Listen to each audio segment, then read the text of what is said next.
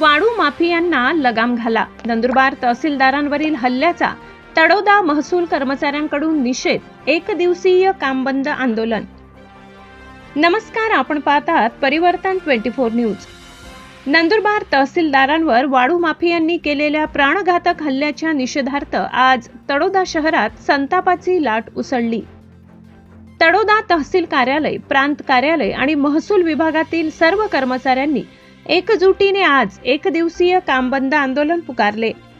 तहसील कार्यालयासमोर जमलेले अधिकारी वाळू माफियांना अटक करा, कर्तव्यावर हल्ला चालणार नाही अशा घोषणा देत संताप व्यक्त करताना दिसून आले. मिळालेल्या माहितीनुसार नंदुरबार तहसीलदार प्रदीप कुमार पवार हे अवैध वाळू उत्खननाविरोधात कारवाईसाठी आपल्या पथकासह गेले असता वाळू माफियांनी त्यांच्यावर थेट जीवघेणा हल्ला केला. कर्तव्य बजावत असलेल्या वरिष्ठ अधिकाऱ्यावर झालेल्या या हल्ल्यामुळे प्रशासकीय वर्तुळात खळबळ उडाली आहे. सरकारने तात्काळ दोषींवर कठोर कारवाई करावी अशी मागणी आंदोलनादरम्यान कर्मचाऱ्यांनी केली.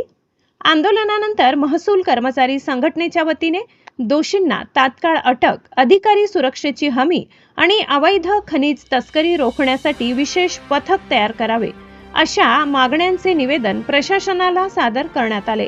आजच्या या आंदोलनामुळे तहसील कार्यालयातील सर्व कामकाज पूर्णपणे ठप्प राहिले, ज्यामुळे कामानिमित्त आलेल्या नागरिकांना अडचणींचा सामना करावा लागला.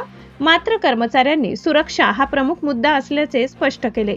वाळू माफियांच्या वाढत्या दहशतीमुळे अधिकारी व कर्मचारी जीवाच्या भीतीत काम करत आहेत.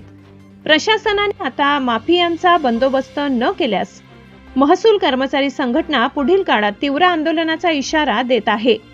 कर्तव्यावर हल्ला, लोकशाहीसाठी धोका.